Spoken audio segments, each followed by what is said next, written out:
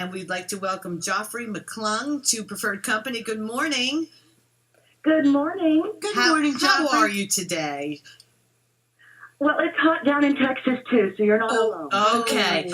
Now, listen, Joffrey, I have to tell you this. I got your book about a month ago, all right? And it came on the most perfect day. It was just like it was sent to me. It was timing. I lost my husband on March 1st. And I was having a really, really bad day that day. And I went out and I got the mail and I came in and I opened up this book. And we get tons of books from, different people coming on as guests. And it said, How Learning to Say Goodbye Taught Me How to Live. Well, the tears just from reading the cover just like poured out of my eyes. I was like, oh my God, this is so perfect. This was so perfect. I was able to read the book. I got a lot of stuff from it, but it's a book that I want to go back and read again because there was so many in-between lines that I needed to really understand. So I would like for you to tell our listener friends who are you, Joffrey McClung, and how did you come to write a book like this?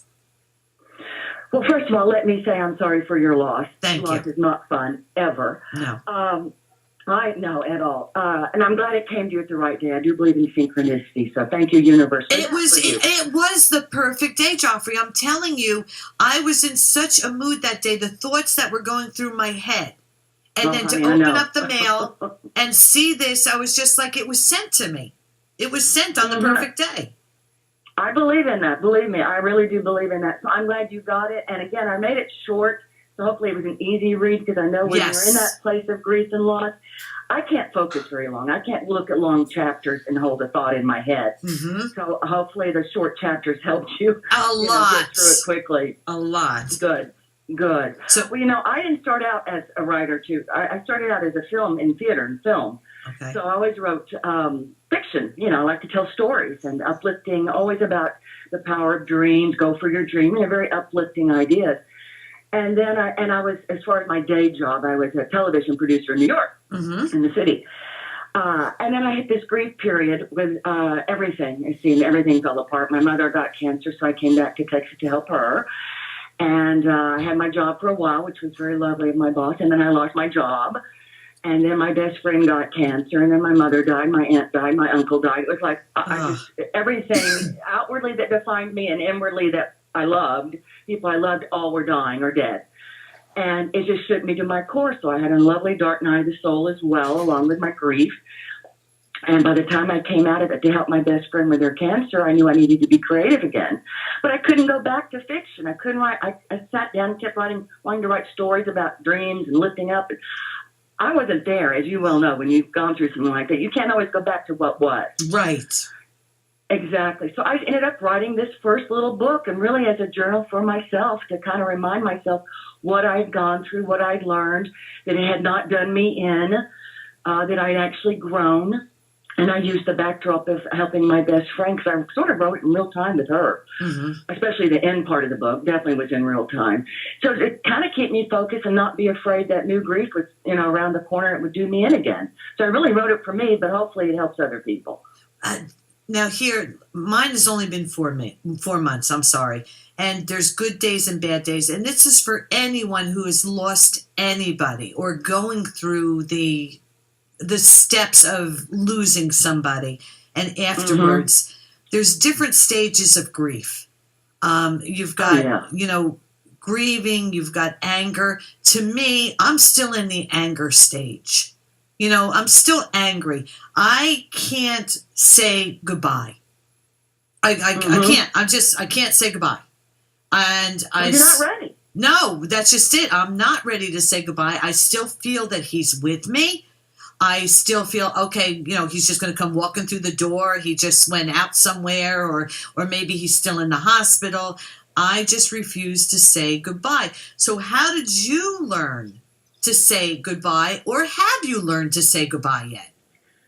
I haven't. How I did is I honored the emotions I was in at the time. So if you're still angry, you need to still be angry. And what I do is I voice my emotions, obviously alone, because I don't think people want to have me dump on them my anger. But I was angry for a very long time at the universe, so I would go into meditation, which basically is laying down and closing my eyes and talking, in my head. Okay. And I would just rant at the universe of how this was unfair. I hated it. It was wrong. And I thought, okay, I did that. I felt better for that moment. I'd go to bed. The next day, I'd do a few things, and all of a sudden that anger would rise up again. So I'd do it again, knowing, because I had meditated for 30 years, and I know emotions. I've gotten very comfortable with my emotions, and I know they will shift. Mm-hmm. But to ignore your emotion or try to force them to move quicker than you're ready does no good. So I was comfortable knowing, even though it still scared me, I'm not going to lie to you, it still scared me, like, am I ever not going to be angry again? Mm-hmm. Or sad. That was the other emotion. I went from anger to real deep sadness. And I thought, am I just going to be a sad human being the rest of my life? Take me now, because I can't handle it. Right. I used to be an optimistic person. Now I can't. I look at life and think it's just so sad. I just honored it is what you got to do. And if you're mad every day for a while, that's okay. And don't let anybody talk you out of it. Just voice it, meaning alone in the house, shout in the house, do whatever you need to do to get that energy up and moving and not going back down inside of you. Eventually, you'll be tough. You'll get over your anger, I promise. Do you think that it will happen? Do you think that it's possible to just have peace with the whole situation?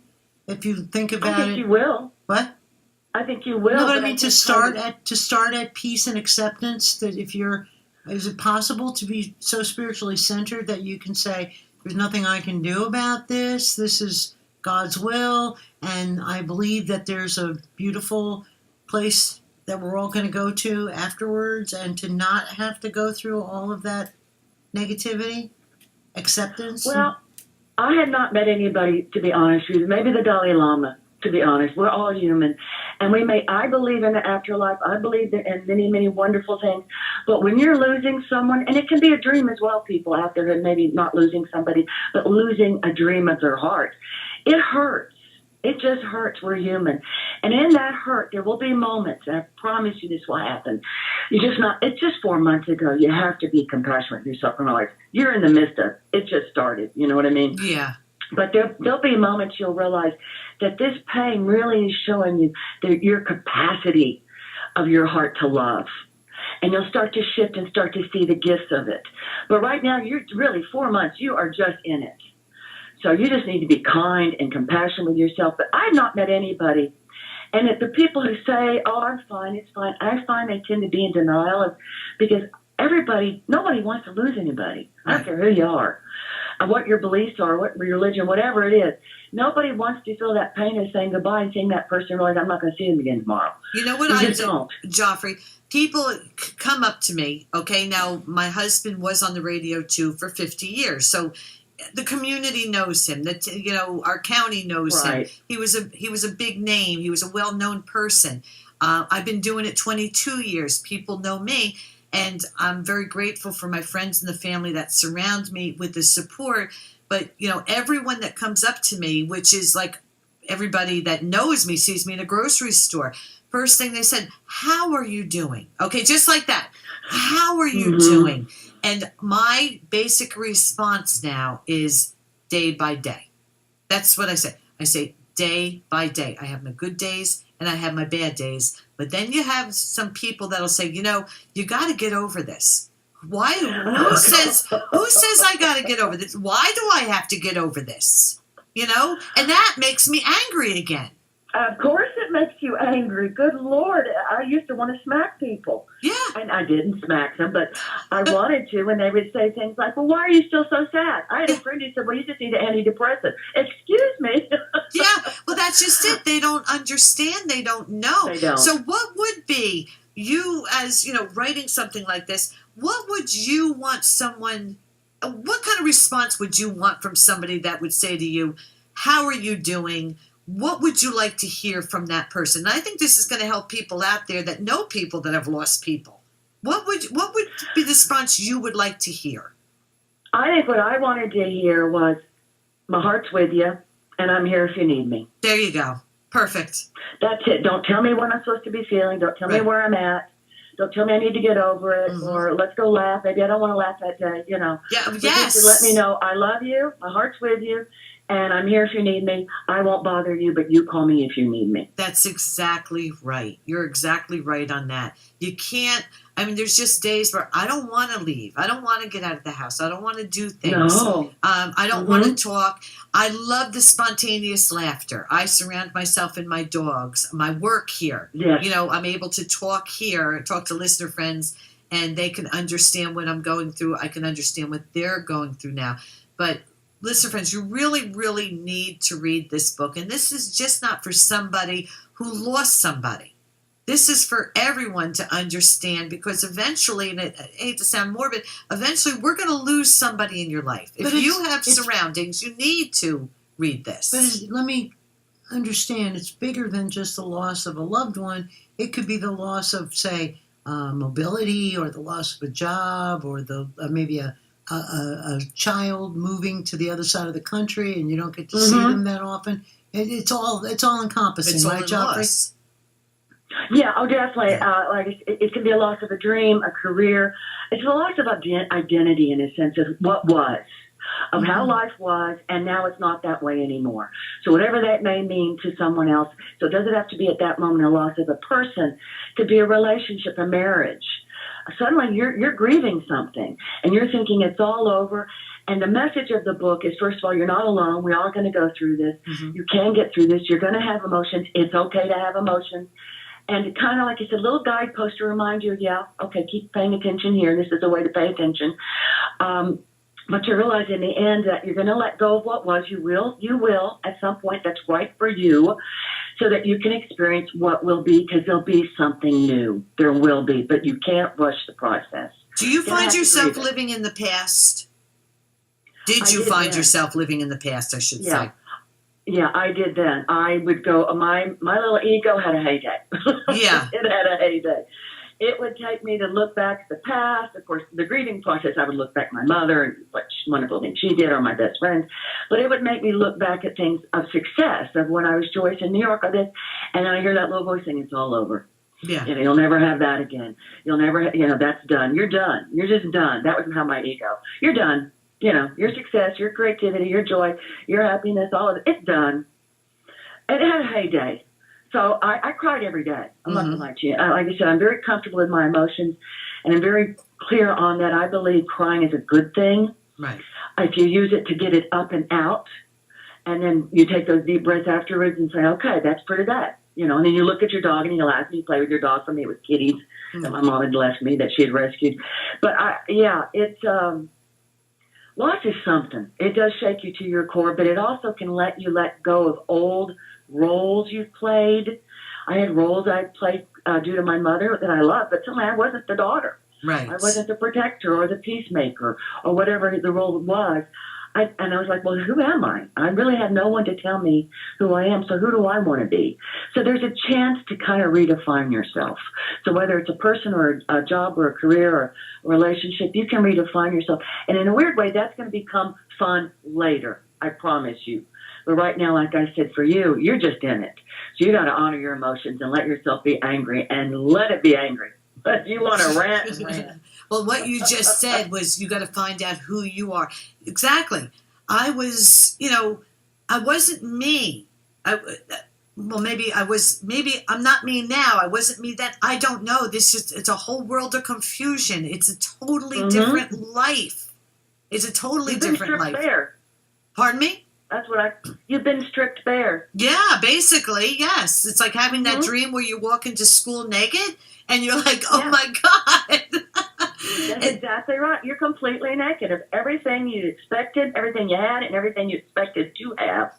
It's suddenly been ripped out. The rug has been pulled out. Now, did you get back into your production company or filmmaking or production at all? No, what happened is I wrote this first book, and I realized, this was, it wasn't fun because I was helping my friend at the time, but it was creative. And I thought, okay, this is less scary. I kind of shared some private things. Because to me, it was all very private. I wasn't planning on sharing my spiritual viewpoint and self-help stuff, personal growth. And then once I was through with it, I thought, okay, this is kind of good, but I had more to say. And I thought, well, now that I put my foot in, now that all my friends who are in the theater and film and television, now they know this secret part of me that I've always kept separate. This part that had meditated and studied and read all these books and done all this. I'm out of the spiritual closet, so to speak. I thought, well, if I'm going to do it, let me write the second book. And I went all in on the second book. And the second book is about self-love. Because, you know, what's interesting is everything that when I talk to the people near their death, my aunt, my mother, my best friend, it's interesting. The one regret they had, they had several different little areas, but the one that they all had in common was that they had not loved themselves enough in some form or fashion. Different flavors, because different lives. But in some form or fashion that they had not loved themselves enough. And that sort of was my little antenna went up, and I said, okay, I'm on the right path, because I was doing my inner work at that time to let go of stuff that was keeping me from loving myself. And I thought, I'm on the right path, so this is not a waste of time, this grief, and me doing this inner work along with the grief.